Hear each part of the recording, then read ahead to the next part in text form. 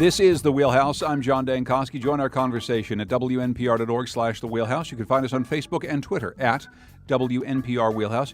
Joining us back in his usual seat, Colin McEnroe, host of The Colin McEnroe Show on WNPR. It's really good to have you back. Good to be back, Mr. Dankosky. So Colin is here along with Kevin Rennie. He's an attorney. He's a Hartford Courant columnist, and he also blogs at dailyructions.com. Hello there, Kevin. Good morning, John. And hello to Christine Stewart, the editor-in-chief of CTNewsJunkie.com. Hello there, Christine. Good morning. Boy, we've got a packed show today. Later this morning, the public will actually have a chance to weigh in on Governor Ned Lamont's plan to create an electronic highway tolling system in Connecticut. It's one of many topics that we've got to tackle today. Let's start by talking about a bill on the agenda of the Transportation Committee public hearing. It would create a Connecticut Transportation Finance Authority and give it responsibility for setting toll rates. There's a lot of ways to start this conversation about tolls, Colin, which we've been talking about for a number of weeks. So let's start there. What do we think about a Connecticut Transportation Finance Authority, some sort of a quasi-public agency to oversee tolls? We think don't do this. The history of quasi-publics is not a good history. They are less responsive to the will of the public. They are more difficult to extract basic kinds of information from. They are usually less bound by some of the existing rules that either are regulations or legislation. It's a bad idea. I don't know where it's coming from. It ought to be strangled in its crib. And I don't know really what else to say about this, but you've already got a public, and I think we're going to talk about this in the next couple of minutes, that's pretty distrustful of this toll concept anyway. I don't think the rollout of this has been a particularly stellar one. But if you want to add another level of completely legitimate paranoia to this, then yeah, put it under the control of a quasi-public. Well, let me just ask you very quickly. I think a lot of the public, though, doesn't necessarily understand that there's public agencies and quasi-public agencies and what the difference is. Why a quasi-public agency to do this? Why would anybody consider this as opposed to just, it being run by the state of Connecticut? All of the reasons you want to do it are all of the reasons you shouldn't want to do it. So quasi-publics are more nimble. They can supposedly cut through red tape. Well, a lot of the so-called red tape is stuff that exists to protect us or to make sure that best practices are followed. And I'll give you an example. This is a reason why you shouldn't. First of all, the lottery has been plagued by all kinds. It's full-time employment for John Lender just writing about the lottery over the last few years. That's a quasi-public. The disastrous, nationally famous Kelo case down in New London was the result of a quasi-public called the NLDC. Which was once again able to sort of move around the will of the people as expressed in the form of New London City Council and execute the will of John Rowland and his DECD. But, you don't want this. You want people that you elected making these kinds of decisions or appointing staff in the form, in this case, of the Department of Transportation, making these kinds of decisions. There is no real good reason to do this. Another example is the MTA in New York, which the mayor and the governor have spent the last year or so arguing over who has control and who's responsible for some of this subway mess. This is an attempt to breach our democratic norms, and that's what quasi-public agencies do. This one in particular, it is especially worrisome when a quasi-public agency has the power of eminent domain, and this one would. And it means they basically can come and take people's land, and there are no democratic checks and balances on it. Let's actually hear Governor Lamont talking this past Monday on Where We Live with Lucy Nalpathanchel about a transportation authority. It's an idea he would consider. What if we had a transportation authority that was independent, that oversaw that, so legislators couldn't, raise tolls unilaterally? And this is the way they do it in New York and some other places. I haven't gotten that far, but it's certainly something I would think about. All right. Well, Christine, what do legislators think about this? Well, I think the lawmakers who support tolls generally believe that this is probably the best way to go to set up this authority that is able to increase toll rates or to set toll rates and to have a separation from the legislature so that, this unelected body is making these hard decisions so lawmakers don't have to. So lawmakers don't have to, but as Kevin just rightly pointed out, Ned Lamont is talking about, well, New York does it that way. And he's saying, well, and I think most people who've watched the MTA would suggest maybe that's not the best way to do it. Yeah, well, let's look at that. You know, the MTA is $38 billion in debt right now. I mean, why do we want – so not only would this, separate authority have the ability to increase toll rates, it would also have the ability to borrow and to bond Connecticut money. So we'd be creating this whole other entity that would be able to increase taxes on us without much of a say, removing it from us. And that's what's interesting, Kevin, about that clip. Ned Lamont saying, so legislators couldn't, raise tolls unilaterally, but instead, we might have this unelected body being able to do exactly the same, exactly the same thing. Yes. So, look, you've been part of state government. You've watched state government for a long time. Colin's talking about strangling ideas like this in their crib. But the fact of the matter is we keep building these quasi-publics. Republicans do it. Democrats do it. Lawmakers say yes to it. Why does this continue to happen? Why do we continue to have this being the way things run? Oh, I think at times that legislators try to come up and other policymakers try to come up with reasons why they don't want to be responsible. So they hand it off to some entity that they create. And just as another reminder is, remember the CRRA. That was a quasi-public agency. And John Rowland and his henchmen got their hands on it. And they ended up doing a deal with Enron at the same time that someone associated with Enron was giving large contributions to the Republican Governors Association, and it cost hundreds of millions of dollars in a boondoggle. And CRA no longer exists. And CRA no longer exists, although it continued to be a boondoggle for many years after that. And I filed an FOI request once, and there was went to their office, and I saw a box, and on the top of the box was a transcript of a voice message from Peter Elliff, who had been Rowland's chief of staff and also the head of the economic development, and it was asking them to have a meeting with a woman who was in finance who was also his mistress. I mean, and she wanted to do she wanted to go on. No, she was at an investment company, and I think they wanted to get the employee benefits program. And I think, Colin, the long story of that, and that's a perfect example of how it can go disastrously wrong. We've already cited John Rowland in this twice, and so that's, I think, part of the problem here. But CRA no longer exists. Enron no longer exists. We're still somehow all paying for this. And so that might be the cautionary tale in a nutshell. One of my slogans for dealing with the Lamont administration right now is show me the good example of the thing you're talking about. Show me the good examples, the ways, places that this has worked. We can give you, we're just getting started on our stories of quasi-public horror shows in Connecticut, and we could keep going for a really long time. So show us the reason that you're doing it. And I think it's kind of chicken of legislators to say, oh, well, we want some council of hooded figures to take responsibility for, who are these people even going to be? If you're going to run and you're going to pass a toll bill, and that toll bill is going to have rate setting in it, own it.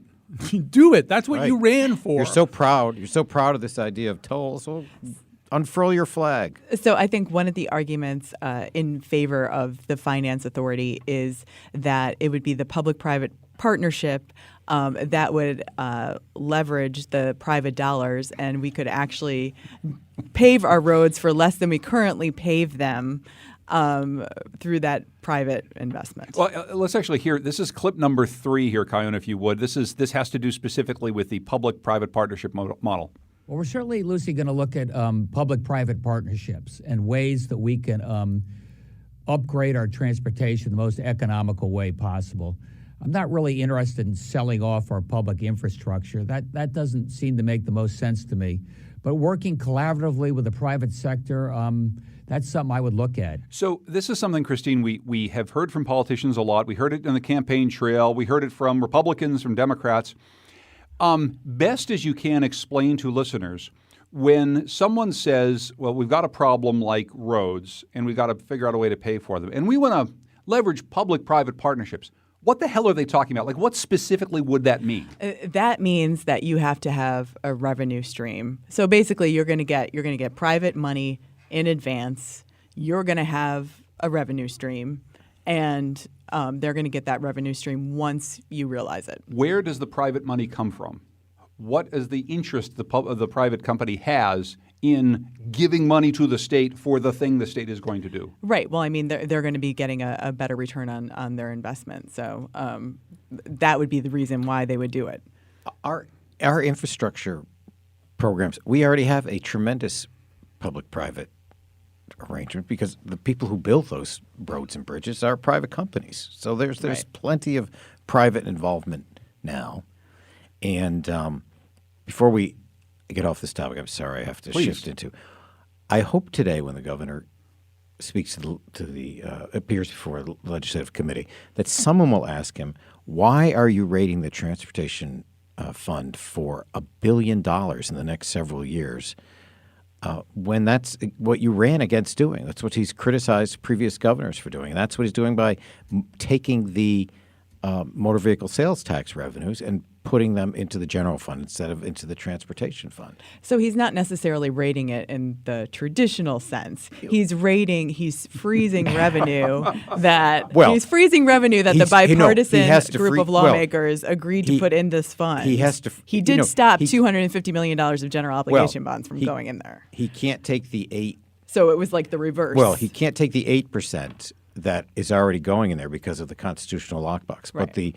But it's hundreds of millions of dollars that was earmarked to go to the transportation fund. Underneath his proposal and his budget, the transportation fund goes bankrupt in 2023. So, because he starves it to that right, point. because he starves it. Right. So now he's saying there's a crisis. There's this emergency that he's creating. Yes.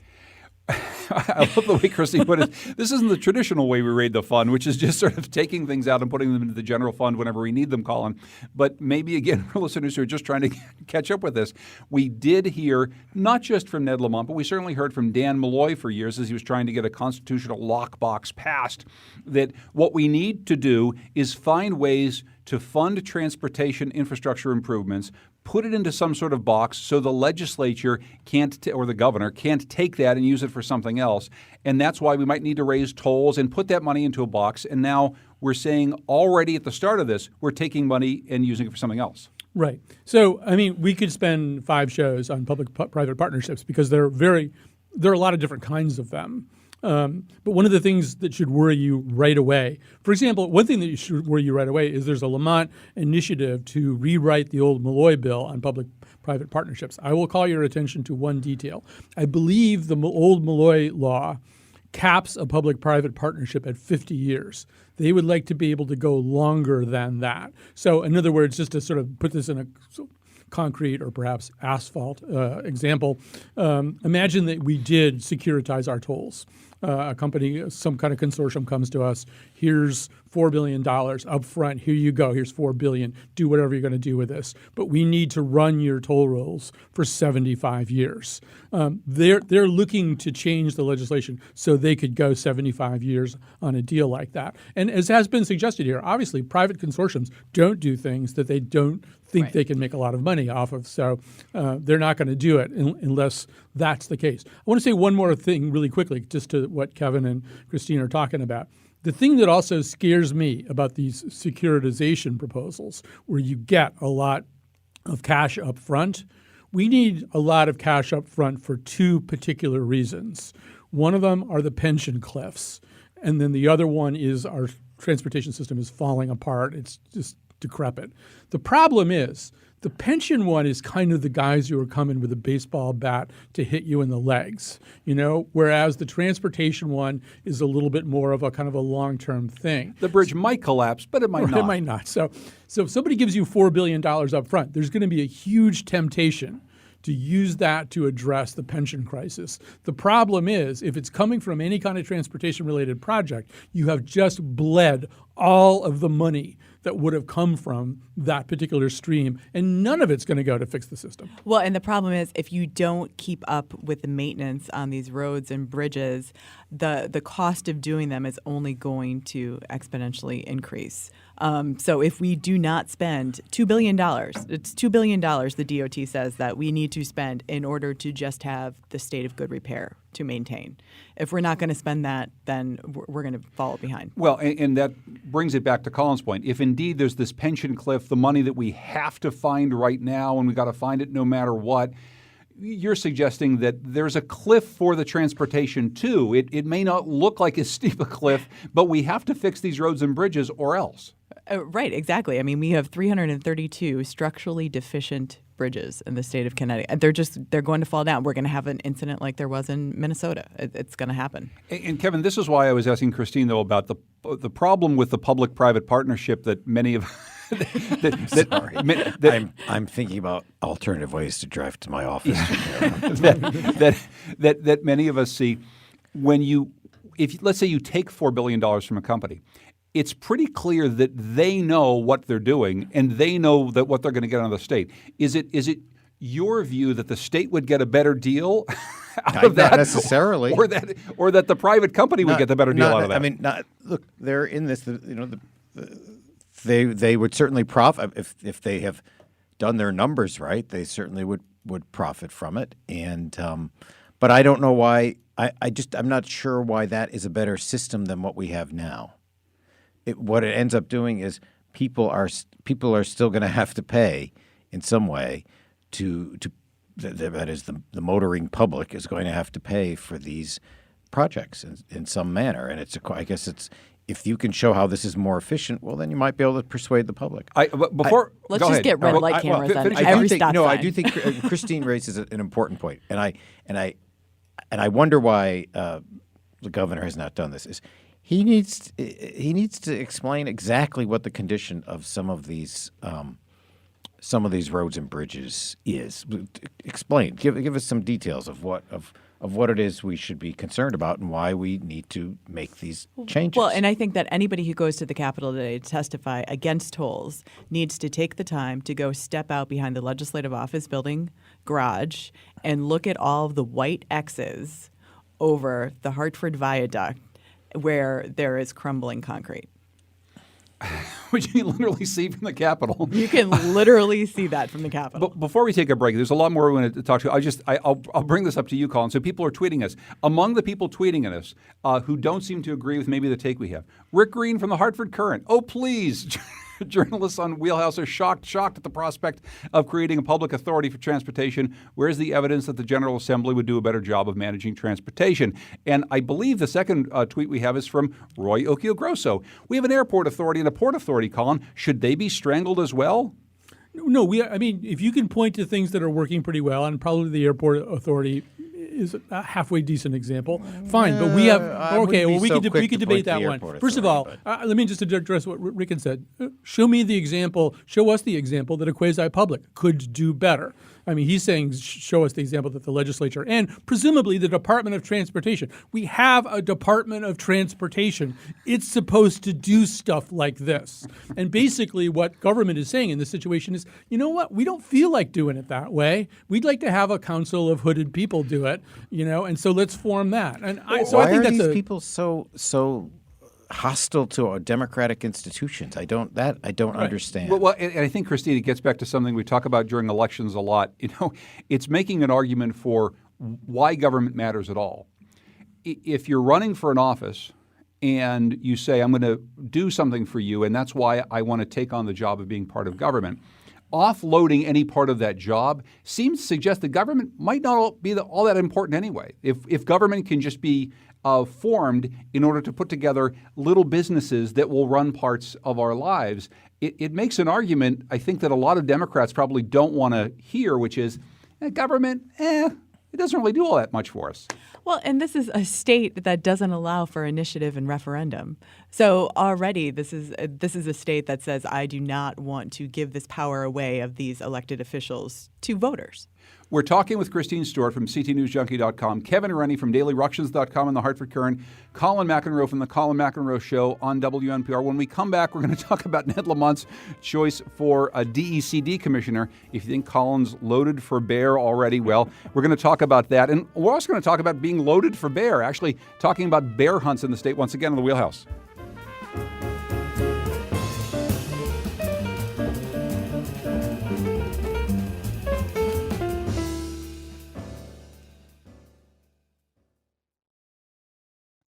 This is the Wheelhouse. I'm John Dankowski. You can join our conversation about a big week in the news at WNPR.org/The Wheelhouse. I forgot to mention we're on Facebook Live today. Do you want to see what this all looks like? Just go to WNPR Wheelhouse on Facebook. We're joined today by Kevin Rennie. He's an attorney. He's a Hartford Courant columnist, and he blogs at dailyructions.com. Christine Stewart is here. She's editor-in-chief of ctnewsjunkie.com. And with us once again is Colin McEnroe, host of the Colin McEnroe Show on WNPR. Colin, I'm so happy to ask you, what's on your show today? Yeah, no, I'm happy too, and we're going to do something that I think will be fun for people, and I think people might need a little fun, especially now. So Jacques Lamar, who's kind of a longtime fixture in the nonprofit sector, he developed this thing on Facebook. It's called You Must Choose, and so he'll put up a picture of Tom Cruise and Leo DiCaprio, and he'll just say, you must choose. And then there'll be like 100 comments, people making choices, defending choices, this kind of stuff. And it's very addictive. A lot of people connected with our show have started kind of quote unquote playing this game. So we're just going to move it onto the air today. Jacques is effectively going to be the host of the show. I'm going to be his sidekick, I think. And we've got some panelists here, and we're going to argue out, Katharine Hepburn versus Meryl Streep, oat milk, chocolate chip cookies versus brownies, you name it. We're going to play You Must Choose. Those seem like easy choices so far. And that's actually how Facebook started. Yeah. Right? Getting back to the roots of Facebook, Yes. the probably not too terribly pleasant roots of Right. Facebook. This would be much nicer. This isn't creepy Mark Zuckerberg. No, this is You Must Choose this afternoon on the Colin McEnroe Show. So we talked about the Where We Live interview that Lucy Nalpathanchil did with Governor Ned Lamont, where he sat down for an hour and answered questions. He reiterated his support for David Lehman, his controversial pick to be Senior Economic Advisor and Department of Economic and Community Development Commissioner. Here's a part of what he said to Lucy. And I get it. A lot of people have Googled Goldman Sachs, and they say Goldman Sachs is a firm where he was, and they blame them, blame the firm or Wall Street for a lot of what happened. And Wall Street deserve the blame. and Wall Street deserves some of that blame. Absolutely, we leveraged ourselves to the eyeballs. Deregulation was a disaster in the '90s, and how that resulted out. But that's not David Lehman. I mean, David Lehman was 28 years old. He had just showed up. He's a guy who really wants to do everything he can to get this state growing again, and he gives us the best opportunity to do that. Colin, you've been writing extensively about this over the course of the last couple of weeks, and so I will just say the floor is yours. A Bruce Banner moment here. All right. Well, the first part of that answer is condescending, dismissive, and patronizing, right? A bunch of people, well, they just Googled the collapse and they found Goldman Sachs, and so that's how they. Well, that is not the case, okay? A lot of us have done some pretty significant reporting that goes well beyond Googling something. That's a rude, dismissive, ugly, kind of Trumpy, attack on the press. The second part of that answer is dishonest. It really raises a question about when do you call something a lie? I guess I'm going to stop short of calling this a lie. Careful. Yeah, I know. I'm going to stop short. But it's a dishonest answer. Look, David Lehman, at the age of 28, was the co-head of the structured products division of Goldman Sachs. Here's a sort of a kind of just general rule of thumb. When the whole thing was over and our economy was devastated and people had lost a third or more of the values of their 401ks, and various congressional committees went around trying to figure out what happened, one of the people they really wanted to talk to was David Lehman, because he at Goldman Sachs had played a central role. He wasn't setting up the freaking Nespresso machine. He was there creating these instruments that in many respects weren't what they appeared to be, and caused significant financial defaults. So to say, he just got there. No. He was a big player in the story. He may have been 28, but he was a big player in this story.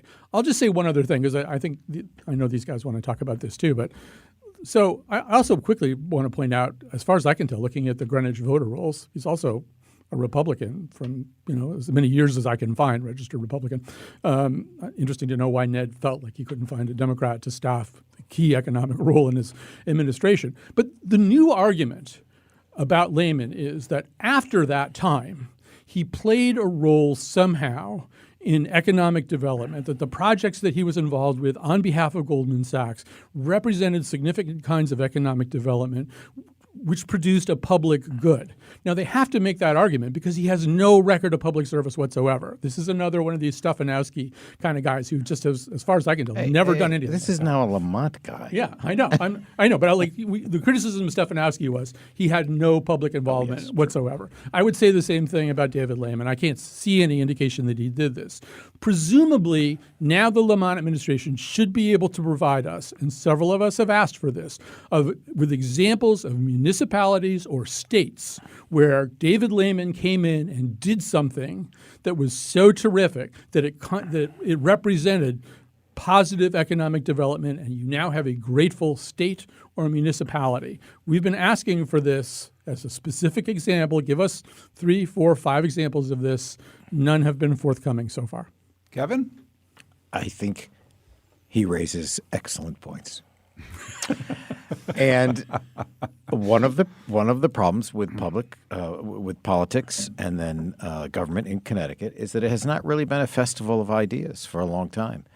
And so if you're going to have someone come to DECD, which Governor Lamont is making into a key agency, perhaps the key agency of his administration, you'd like to know, first of all, what are their ideas? And then what have you done before that shows that you really do believe in these ideas and that they're effective? And Christine, we talked last week in the show about Marty Looney, who leads up the Senate, showing some concern over this pick. Do we think that other Democrats are showing similar concern? I think that there is similar concern. And I think that part of this is a communication issue. Maybe David Lehman is the best choice for Connecticut and he's great and we're shooting ourselves in the foot for being critical of him. But I think that as Colin said, his experience and his background has not been conveyed in a way to these lawmakers who are going to be asked to vote on him. We don't know what kind of vetting took place. We're assuming that some vetting took place, but this is also Governor Lamont's wheelhouse.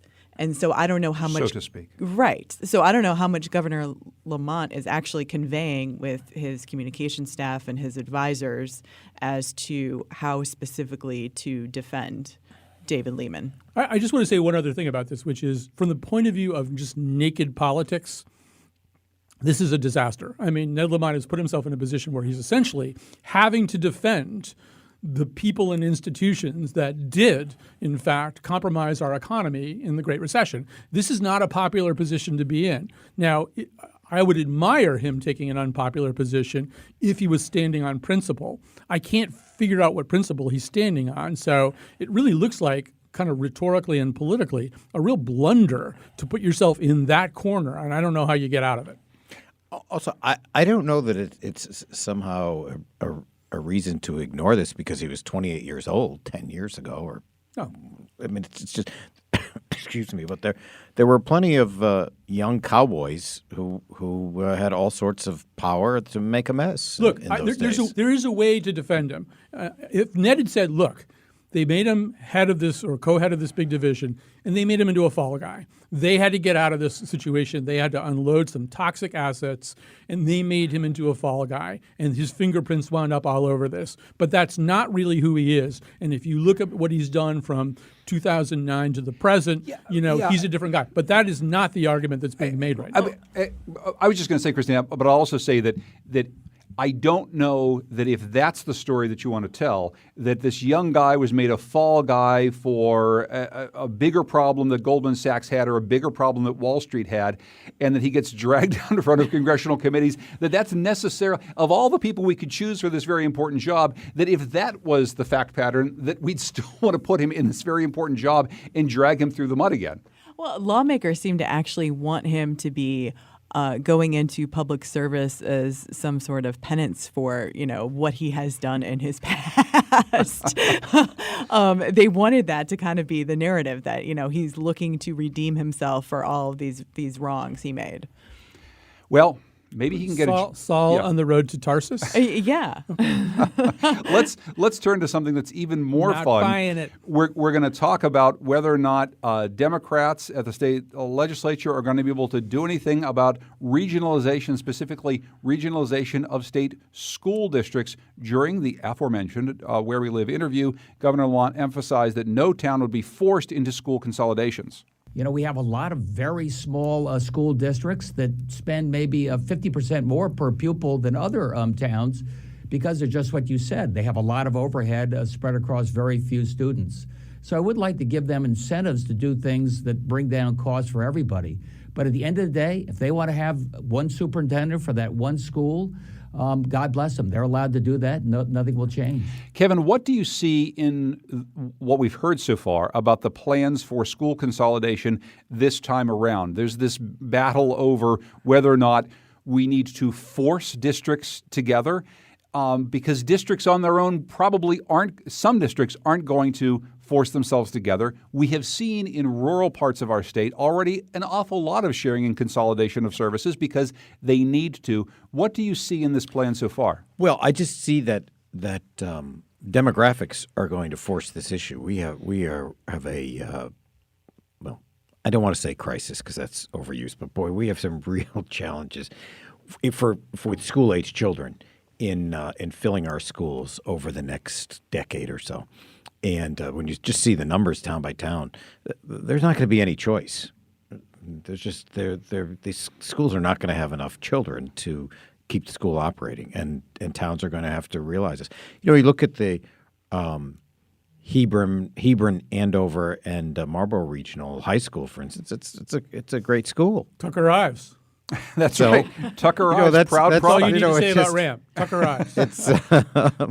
This is not something new in Connecticut. I do think probably the transportation logistics for elementary schools become more of a challenge. But if you look at our magnet schools, there are some magnet schools that have children that come from as many as 50 towns. So it can work. So, but what does it look like in terms of the way this gets proposed, Christine, the way it gets, some might say, forced on districts? Does it have to do with how much education cost-sharing money they're going to get? I mean, how exactly is this going to work in such a way if, as Kevin said, it's probably going to happen, at least in a lot of parts of the state? Yeah, and, let's be honest. Governor Lamont is out there saying that, it's voluntary. No, his proposal says that we will penalize you and take away ECS funds if you don't put forward a plan to regionalize or consolidate or share services in some way. And, and the easiest thing is to begin sharing services, back office functions, administration. Why do we have so many superintendents, even though there are 25 superintendents who are part-time? And how do we make it easier for the school districts that are regional that do want to consolidate and share services, because right now we penalize them for doing that to some extent. So there's two different conversations going along, and. Well, Colin, I will give you an opportunity here. You've said some things that are critical of the Lamont administration so far. I guess I'm wondering, what do you think about this plan and how exactly it's being communicated right now? I would suggest that either one of the legislative leaders or the Lamont administration hire Christine at triple what she's making now, because she just explained it in a much more palatable way than they've been able to. I think I said a month ago, you never want to put the word force in schools in the same sentence, no matter what you're talking. You could be talking about tater tots on the school lunch menu. Don't say force in schools. There are tremendous advantages to some of the sort of back office proposals that are being talked about here. But I think also when you see what a third rail it is, and the reason it's a third rail is that people move to towns because they like the schools, and then they hear that some bad man up in Hartford is going to take the schools away, and the debate just doesn't happen. I think if it had been phrased a little bit more the way Christine just did, it might have been possible to have this conversation without terrifying people. There's also a classist element to all this too. I mean, most of the people who are really freaking out about this are from really wealthy suburbs, and they pay a lot in property taxes to have schools that they think anyway are terrific, and they don't want it to be folded in with some other place. Did you have a thought, Kevin? Well, I do have a thought, which is I'm surprised that Governor Lamont has not used candor as more of an asset in his first term, the beginning of a first term. He can really go out there and just say, look, this is the truth that other guy just was not telling you for 8 years when he was making a quite distinctive mess of his own. Yeah, I mean, we have no more money Right. at the state level. So you guys, municipalities and school districts are going to have to help the state in some way. All right. Let's move on to something that people don't care about anywhere near as much as regionalization of school districts. The same day that people turned out to a public hearing on that topic, there was a longer hearing, believe it or not, at the state capitol on a bill to allow bear hunting in Connecticut. Why is it, Christine, that as Colin says, force in schools is something to get people out with the pitchforks? Why is it that more people seem to care about the black bear hunt than about that? I don't know. It was 5 hours longer, though. I mean, so it wasn't even really like 5 hours longer. Yeah. So the school regionalization hearing was 10 hours, and the environment committee meeting that day was 15 hours. There was also industrial hemp and puppy mills on that environment agenda. Fair enough. So what's new in the bear hunt legislation this time around? Because as long as we can all remember, every single session someone brings up, isn't it time to hunt for bears? So Yeah. what's new this time around, There's not really bear-wise? anything new. So Senator Craig Minor has proposed this bill again to allow for bear hunting in Litchfield County. And Hold it. That's where I live. Why just Litchfield County? Well, I mean, and where do we hear about all these complaints about bears? It seems to be Simsbury, and we had one just the other day in West Hartford. So, and are we actually, do we actually know what the bear population is in Connecticut, I guess, is the question. Yeah. So And do we need to control for that to reduce the incidents that black bears have with humans? when you were in the legislature, Kevin, were they talking about bear hunts? Was that a floor debate? Did people talk about that in regular? I don't recall that there was. Oh. I do recall Yeah. something about, was it deer on the shoreline at one of the state parks? There's and they were something gonna every let- single, I call this hunting Mad Libs, all right? Every single legislative session, there's a bill that says it should be legal to hunt blank with a blank on blank blank days, yes. And Kevin, I guarantee you weren't up there for a session where there wasn't at least one of those raised bills. Can an accountant shoot a deer with a 38 Saturday night special on Shrove Tuesday? I will say that in my 8 years in the legislature, that first they must be served pancakes. I was often surprised by the number of people who had, not on bears, but on this sort of these hunting issues that have very strong opinions. And I grew up. My father was a veteran of World War II and the Korean War. We did not have guns. Guns were really not part of our lives. My father had really said he had seen enough of guns in two wars, and so the strong feelings that people have about guns came as a surprise to me. Yeah. Did.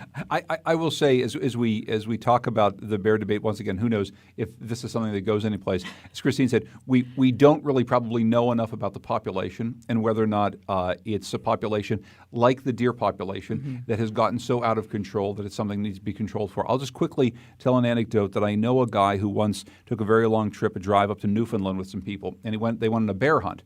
And I said, what does the bear hunt consist of? And I understand that this practice that I'm about to tell you is not consistent with how hunting for bear takes place in many other states where it is illegal.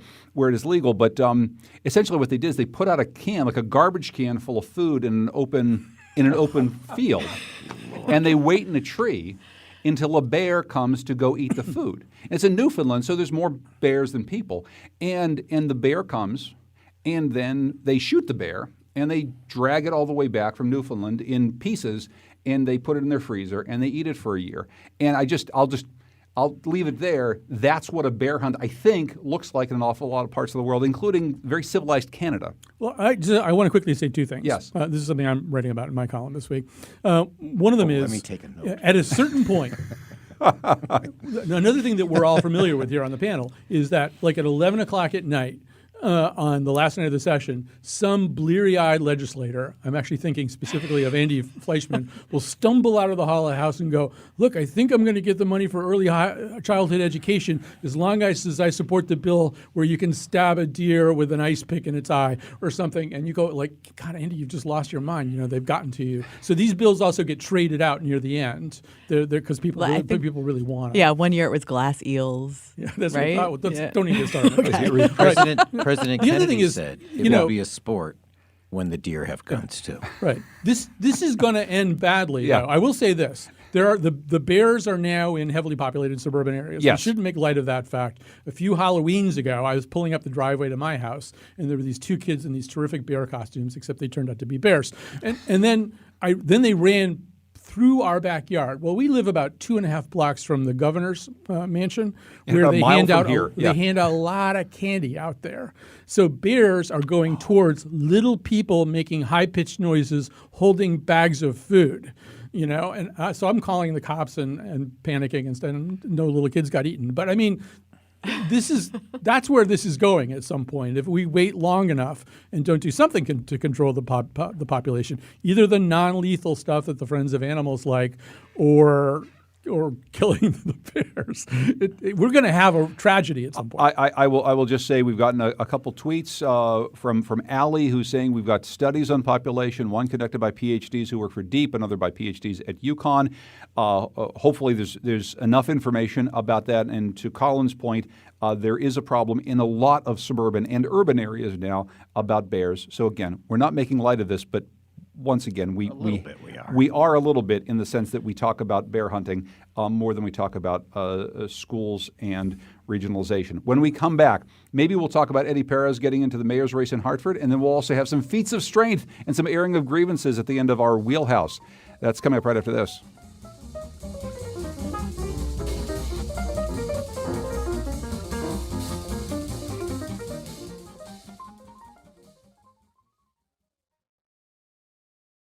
This is The Wheelhouse. I'm John Dankosky. We're on Facebook Live today at WNPR Wheelhouse, so you can see what we're talking about with Christine Stewart, editor-in-chief of CTNewsJunkie.com, Kevin Rennie, an attorney, a Hartford Courant columnist. He also blogs at DailyRuctions.com, and our own Colin McEnroe back in the chair. He's host of the Colin McEnroe Show on WNPR. Before we get to our airing of grievances and some feats of strength, let's just talk about the fact that well, it seems as though former Hartford Mayor Eddie Perez, Colin, we've been talking about for weeks now, is possibly going to get back in the race. He's dropped a lawsuit against the city as speculation grows that he'll make a bid to return to office. Danielle Altamari reports in the Hartford Courant. Anything new out of Eddie coming back to run? And what do we make of it exactly? What does it mean for Luke Bronin?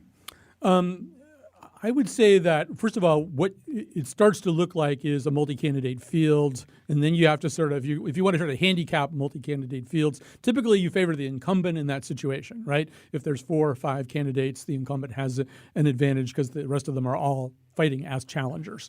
We already know Brandon McGee is probably going to run. Stan McCauley is probably going to run. This is a little bit different because Eddie has been mayor, and the question is, how much does the public hold it against him? It's an old case now, at least by the standards of news in Connecticut. It wasn't maybe the kind of Titanic case that was lodged against Ganem or Rowland. He obviously hasn't served.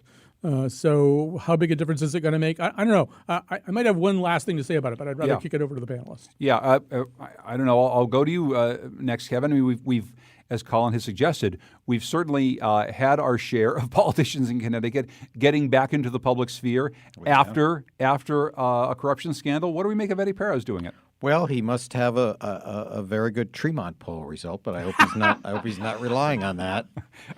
Again, for people not following at home, the Tremont poll is run by Matt Hennessy, former advisor chief of staff, Former chief the of mayor, staff, his former chief of staff. Testified to his. I believe he testified, or somebody testified to Eddie Perez's dyslexia at his trial. You may recall. Oh yes. That for a day or two that loomed large in his defense. So we'll say He probably internal won't be having the kickoff at the Hartford Golf Club. internal polling may be showing that, Christine. I don't know. What do we make of Eddie Perez? Well, I think that there had been rumors and it had been simmering that he was looking to get back into politics. And I think that even Luke Bronin, when he was looking to run for mayor his first time, had a conversation with Eddie Perez. So I think Eddie Perez still wields a large amount of power in the city of Hartford, even though he's not currently an elected official.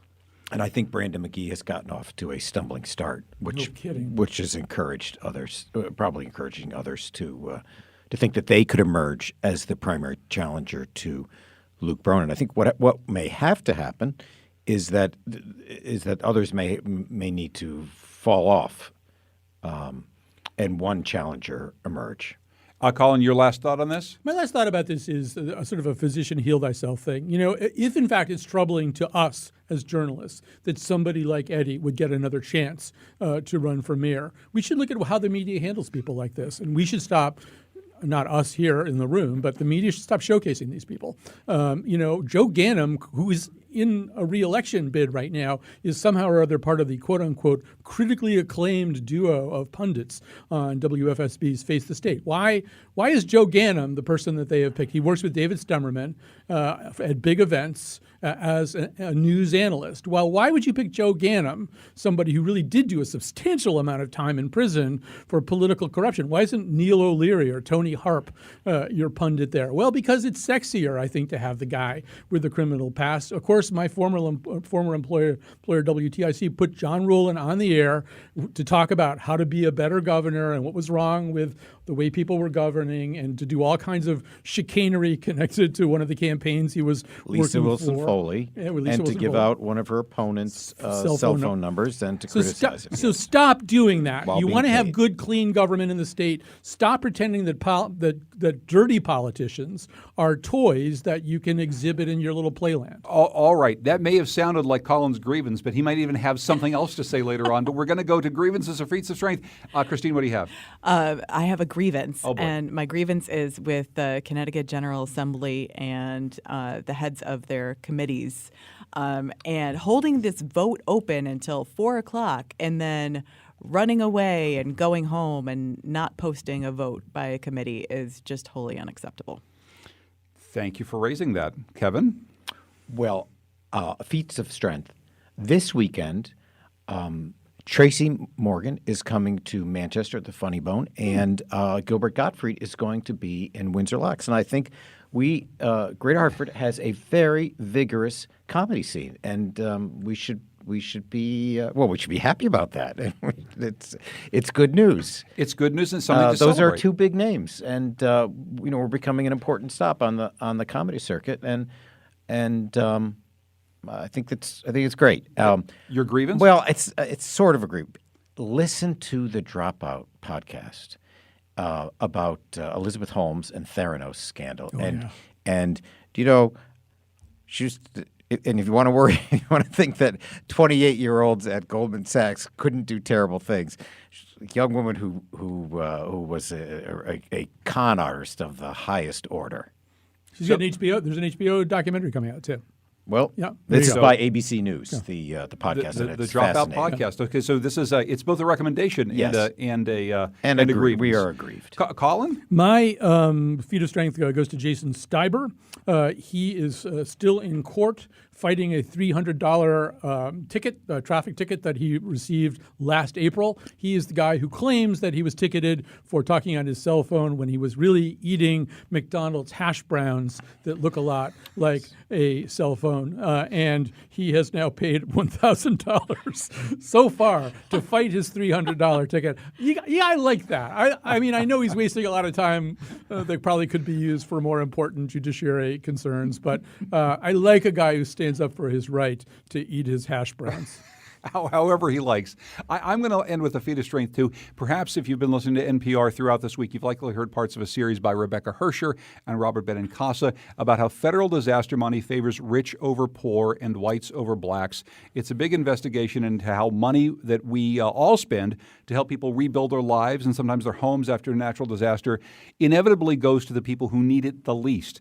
I will really send you to npr.org right now and tell you, go listen, go read, because there's an awful lot in there from this investigation. I want to thank our panelist, Christine Stewart, editor-in-chief of ctnewsjunkie.org. Thank you so much, Christine. Thank you. And thanks to Kevin Rennie from the Hartford Courant and DailyRuctions.com. Thank you, Kevin. You're welcome. Thank you. And thanks to Colin McEnroe, host of the Colin McEnroe Show. Good to have you back, Colin. Thank you, Mr. Dankosky. Our program is produced by Scott Breedy.